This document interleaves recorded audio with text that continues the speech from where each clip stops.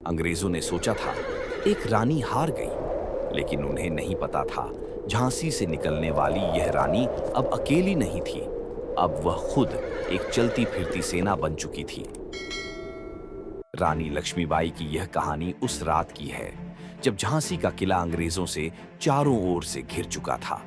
तोपों की गड़गड़ाहट, आग और धुओं से पूरा वातावरण डरावना हो गया था।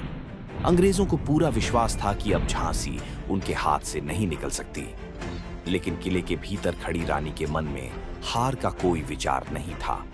उन्होंने निश्चय कर लिया था कि झांसी भले ही गिर जाए, पर वे जीवित रहकर फिर से युद्ध लड़ेगी। उस अंधेरी रात रानी ने अपने छोटे से पुत्र दामोदर राव को अपनी पीठ पर बांधा। ये केवल एक मां का निर्णय नहीं था, बल्कि आने वाले भविष्य की रक्षा का संकल्प था। रानी अपने प्रिय घोड़े बादल पर सवार हुई।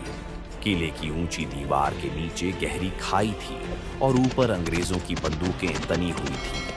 अंग्रेज अधिकारी घमंड में थे। उन्हें लगता था कि एक स्त्री वहां से निकल ही नहीं सकती। लेकिन जैसे ही रानी ने तलवार संभाली और बादल को एड़ लगाई, इतिहास बदल गया।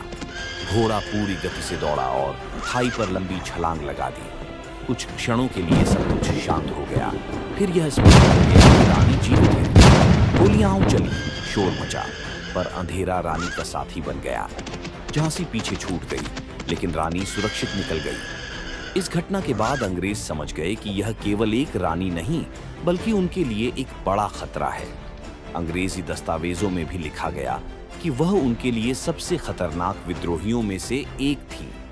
झांसी भले ही गिर गई हो, पर रानी लक्ष्मीबाई का साहस, वीरता और बलिदान अमर हो गया।